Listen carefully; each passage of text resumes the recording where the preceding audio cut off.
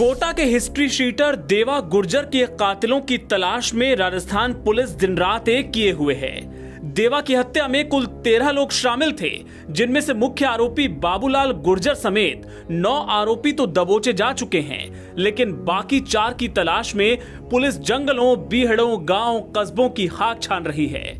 इस बीच अपने पति की हत्या का सदमा झेल रही देवा की दोनों पत्नियों ने पहली बार कोई बात कही है। दोनों ने क्या कहा ये आपको बताएंगे, लेकिन उसके पहले हमारे जो दर्शक नहीं जानते उनकी जानकारी के लिए बता दें कि देवा ने 2 शादियां की थी। एक पत्नी का नाम कालीबाई, दूसरी का इंदिराबाई। देवा दोनों पत्नियों के साथ एक ही घर में रहता था। पहली शादी से उसे 8 बेटियां हुई, लड़का नहीं हुआ, जिस वजह से उसने दूसरी शादी की और फिर उसे एक लड़का हुआ, यानी वो 9 बच्चों का पिता था। बहरहाल हिंदी अखबार दैनिक भास्कर को दिए इंटरव्यू में देवा की दोनों पत्नियों ने एक नेता की ओर इशारा करते हुए कहा कि वो देवा की फैन फॉलोइंग से डरता है। उसे डर सता रहा था कि देवा अगर राजनीति में आ गया तो क्या होगा। इतना ही नहीं, कालीबाई और इंदिराबाई ने पुलिस पर भी बहुत बड़ा आरोप लगा दिया। उन्होंने कहा कि रावत भाटा पुलिस भी बदमाशों से मिली हुई है।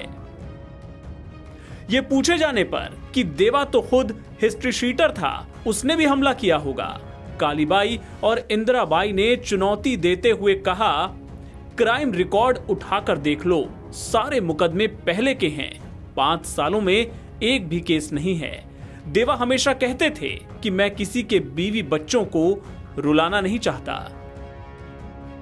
दैनिक भास्कर को दिए इंटरव्यू में देवा की पत्नियों ने एक और बड़ी बात बताई। उन्होंने कहा कि उनके पति पर पहले भी हमले हो चुके थे। इसके अलावा कालीबाई को भी निशाना बनाया गया था। कालीबाई ने बताया, 3 मार्च को देवा अपनी मां के साथ रावत भाटा गए थे।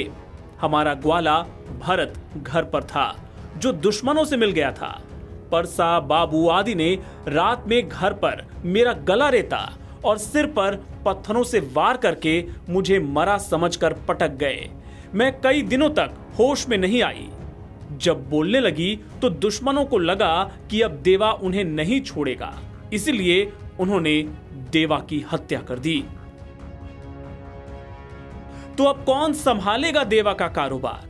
इस सवाल के जवाब में कालीबाई और इंदिराबाई ने कहा कि देवा का काम हमारा परिवार मिलकर संभालेगा। एनबीटी ऑनलाइन की रिपोर्ट।